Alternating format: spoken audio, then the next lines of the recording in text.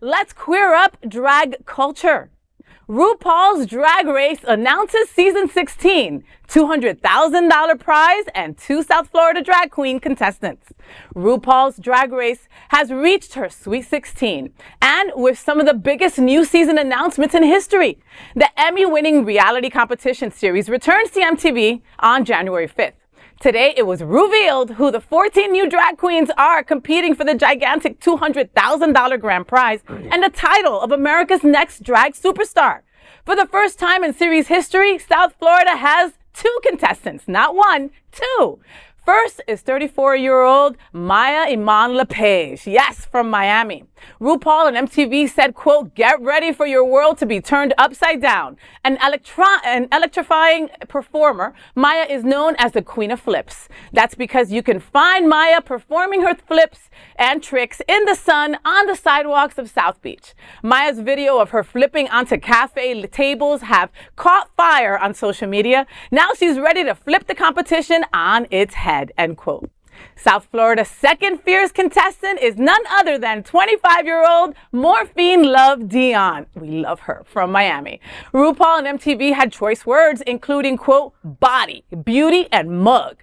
Just what the doctor ordered. Morphine started out doing makeup tutorials on social media. Now she is the self-proclaimed it girl of Miami. Candace, trained dancer who has been featured in Maluma and Bad Bunny music videos, cha-cha her way to the top of the competition, end quote. I hope they both do. The 2-part series premiere will feature the queens showing off their stuff in the annual talent show, which has become a mainstay on the series. This year, however, the show, which will be themed separately for MTV Spring Break and the Queen Choice Awards, will feature a new twist in the competition. Rate a queen.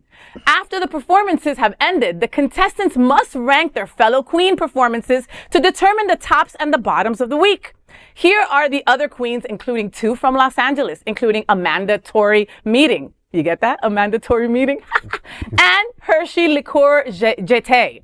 3 queens from New York, including Megami Mhi'ya Wind, Plasma Sumani Muse. Las Vegas has Mirage. Boston is represented by Plain Jane. Kansas City by Q, and Philadelphia by Sapphire Crystal.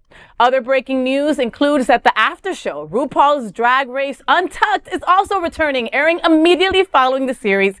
And yes, after last year's controversial switch to 60-minute episodes, Drag Race has returned to its full glory, with each episode running 90 minutes. So, how excited are you folks? Are you as excited as I am? Yes. I'm going to go to Bonnie first. I'm so ready to comment on this one because this one is worth commenting on. I am so excited for the show. I've been a huge fan for years. I am a fan of drag in general, very obviously. Mhi'ya Paige, I've seen her perform in person, jaw-dropping. It's incredible. The way she can move her body and flip through the air, I can't even do that. Yeah. And I'm so much younger than her. And also... Oh yeah. Wow. Mhi'ya, she's kidding. I'm not.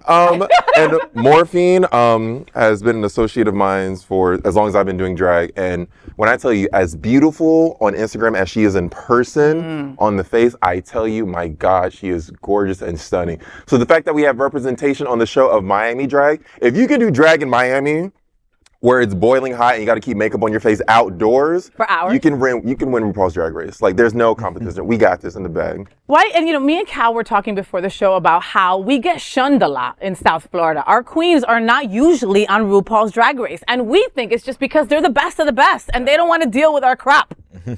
Do you agree, John? Well, maybe. South Floridians in general are high maintenance. Let's just say what it is, and certainly our drag entertainers amplify that vibe, but in all the best ways.